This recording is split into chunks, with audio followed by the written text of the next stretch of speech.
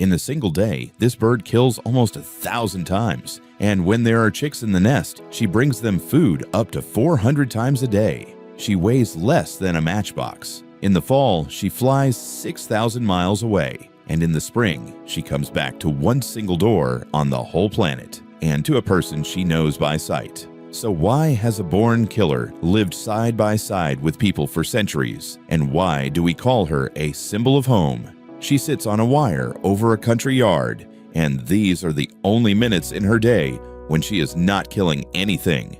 In a few seconds, she will drop off the wire, pick a target, take it right out of the air, and come back. And she will do it as many times as she can before dark. She only eats what flies. Everything that ends up inside her over a lifetime once flew through the air on its own. In the air, she has time to choose her target, and when she can, she takes the bigger one, because bigger prey gives back more energy. When there are chicks in the nest, the parents show up with food about every 2 minutes, all day long, without a single day off, until the young ones can fly. Carrying all that one fly at a time makes no sense, so the insects she catches collect in her throat, stick together with saliva into a tight ball, and she gives that whole ball to the chicks. And she herself weighs only about 2/3 of an ounce. A pace like that can only be kept up by a body built perfectly for flight, and that body is put together in a more interesting way than it looks. A cow tramples the grass, a tractor drives across the field, a man swings a scythe, and all three of them are working for the swallow without noticing it. Hooves, wheels, and boots push hidden insects up out of the grass, right into the spot where the bird is already waiting. She stays low to the ground for 2 reasons, and food is only the first one. Scientists filmed hunting swallows with several high-speed cameras at once and measured the movement of the air around them at the same time. It turned out that near the ground, neighboring layers of air move a little differently, and the bird rides the line between them, the way a surfer rides the face of a wave. Instead of fighting the air, she uses the way it is already moving. That is why, in her sharpest turns, she beats her wings less often, not more. The wind finishes the work for her. She even drinks in flight, dropping down to the river, scooping up water with her mouth, and climbing back up. She bathes the same way, brushing the water with her belly. She turns everything around her into an extension of her hunt, and the price for it is very real. By the end of raising a brood, the female loses 1/5 of her own body weight. For a person weighing 150 pounds, that would be the same as dropping 30 pounds in a few weeks. The swallow's body seems built for perfect hunting, and only one detail gets in the way. She needs the long tail as a rudder. It makes her turns sharper. The trouble is that the last half inch no longer helps the rudder, and it is hard to see why a bird that lives on speed would drag an extra brake around for its whole life. The answer was found by the Danish biologist Anders Møller. In 1988, he walked into a barn with scissors and glue. He made some males' tails longer, cut others shorter, left a third group exactly as he caught them, and then watched to see who would find a mate first. The males with the lengthened tails found mates first, so that break on his back is a way to appeal to the female. Only a very strong bird can feed itself while carrying that kind of load, and that is exactly what she reads in it.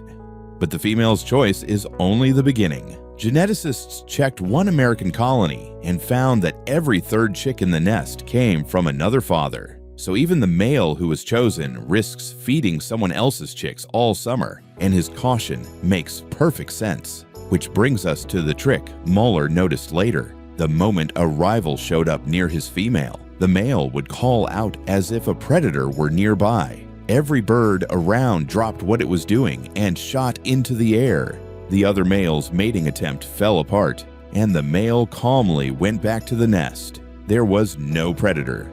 The swallow lied to drive a rival away from his female, and that caution comes at a cost. He will be feeding that brood all summer from first light until dark.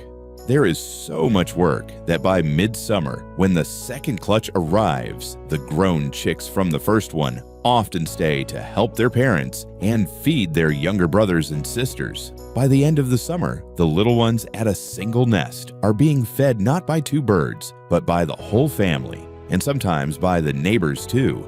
And all of this goes on all summer long, on the wall of a human house. The swallow builds her nest out of wet earth. She scoops a lump of it into her beak, mixes it with saliva, and lays it down one brick at a time until the bowl begins to hold on a sheer wall. The finished nest fits in your fist, and putting it together takes about 1,000 trips out for mud and back. What holds it is the saliva. As it dries, it binds the particles of earth together and works like cement. What you get is a real building material so strong that engineers tried to copy it. They studied the structure of a nest, mixed clay with the salivary protein, and 3D printed a smaller copy, and that copy held onto a vertical pane of glass just as well. The method only works for small birds. The builder has to weigh next to nothing. Building it takes 2 weeks of hard work. So in the spring, the swallow comes back to last year's nest. Instead of doing it all over again, all she needs to do is add a fresh rim of mud. Pairs that move into a ready nest raise noticeably more chicks to fledging than the ones building from scratch. She can build on a cliff or in a cave as well, and that is what her ancestors did. The catch is that cliffs only exist where nature made them, while a beam under a roof turned up everywhere people live.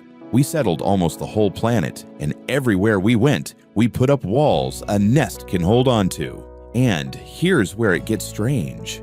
You would think any dry wall under an overhang would do, and an abandoned barn would be even better, since nobody bothers you there. In Korea, researchers checked 150 nests in villages on 3 islands, and in empty houses, they found only 8. All the rest were in houses where people lived, and specifically above the door people used the most. More chicks survive there than in nests set up farther away from people. She doesn't need an overhang. She needs a house with somebody living in it. The explanation is simple.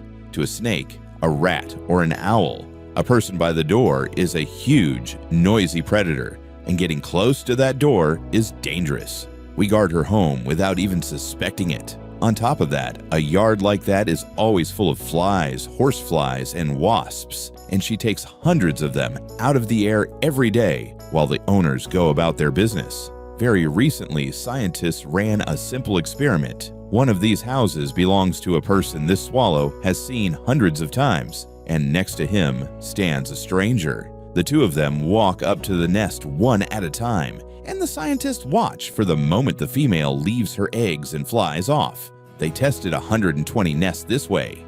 For a stranger, she leaves the nest almost 1.5 feet farther out than for the owner, and an owner who has been away for months gets just as close. She remembers him. This bird didn't pick an empty barn. She picked the door the same person walks out of every day, and she tells him apart from someone stepping into the yard for the first time. And then fall comes, and the swallow disappears from that door. Where exactly she went, people could not figure out for 2,000 years. People always knew she would be back in the spring, but where she spent the winter stayed a mystery. The explanation they came up with was simple, and the bird herself suggested it.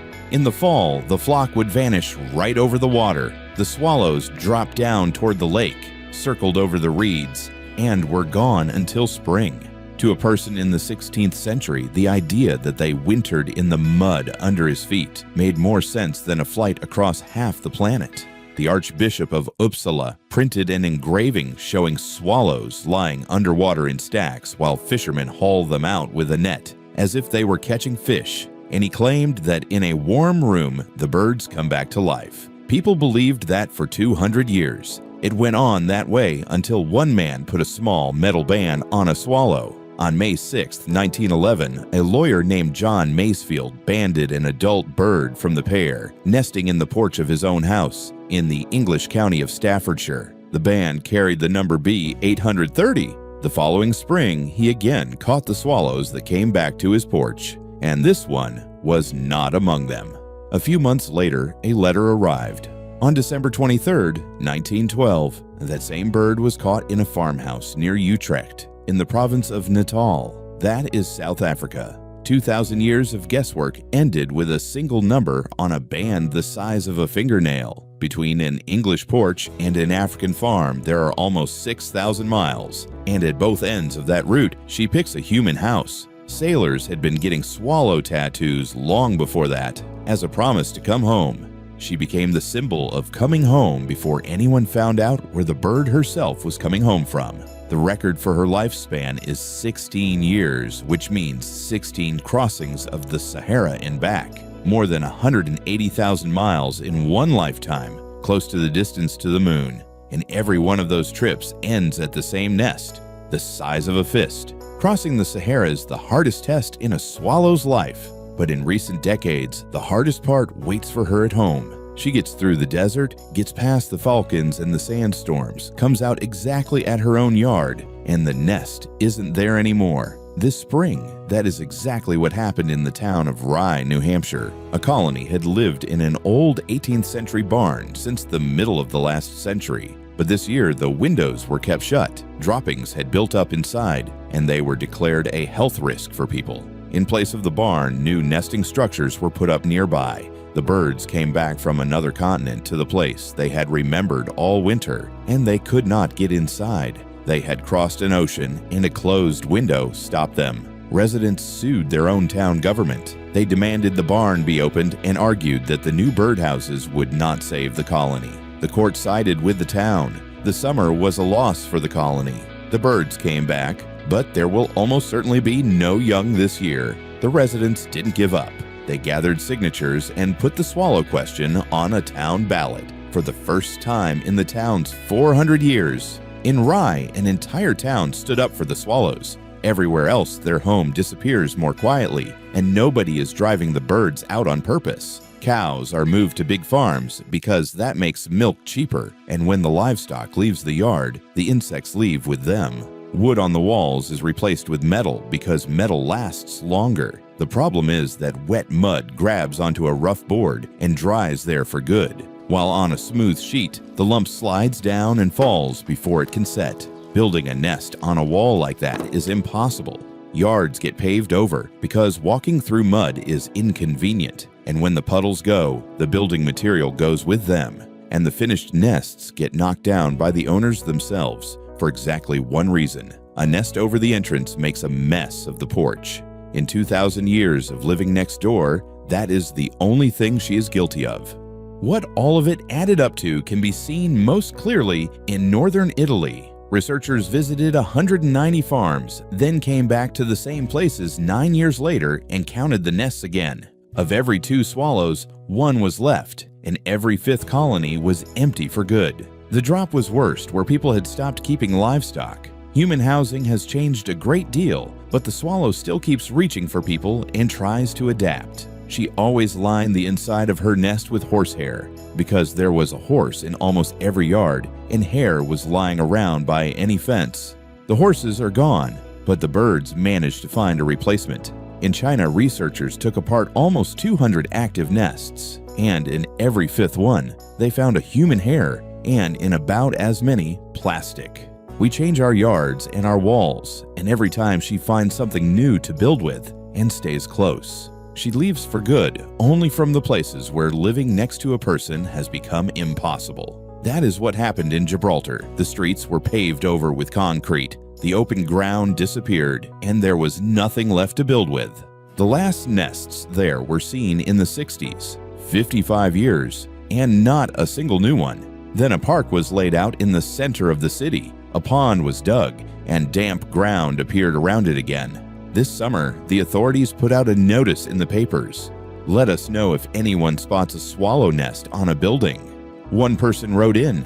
The nest was found in the inner courtyard of a house just off the main street, and 2 very small chicks were sitting in it. And it was already the second clutch of the summer. People brought water and open ground back into the city, and the swallows came back right after them. And in Massachusetts, people had to relocate an entire colony with their own hands. An old stable was going to be torn down, and around 40 pairs of swallows were living under its roof. A new shelter was built next to it, with 264 spots prepared where birds could build a nest. On top of that, recordings of swallow calls were played so the birds coming back in spring would hear their own. And 36 real old nests were taken down from the stable walls and moved over. Out of the 264 new spots, the birds took only 11. Out of the 36 transplanted nests, the birds took 27, almost all of them. A bare wall was not enough for them. They settled where their own nest from last year had been. 3 years later, in the new place, the colony had grown back to almost its former size, and it was raising chicks just as well as before. So, 40 pairs clearly can be moved. And what if there are 3 million? That is exactly how many swallows spend the nights from September to March in the reeds over one body of water in southern Africa. Those reeds grow 1.5 miles from an international airport, directly under the takeoff path. Twice a day, at dawn and at dusk, the whole flock passes through that piece of sky, and a passenger jet has to pass through it at the same time. Draining the reeds would have been the easiest and cheapest thing to do, but they were left alone. Instead, at the insistence of local residents, the airport bought and installed a special radar, the first one in the country. It tracks the flock and tells the controllers which way it is moving. There has not been a single collision since. And in 4.5 years, planes have had to wait for the swallows to pass exactly 3 times. An international airport learned to fly airliners around birds that weigh 2/3 of an ounce. Our house has become the swallow's house for good, and she doesn't need much. An untouched nest under the roof and a patch of damp ground in the yard. 1,000 insects caught in a day, 6,000 miles of travel, and all of it always ends at one door. The same door that a person she knows opens.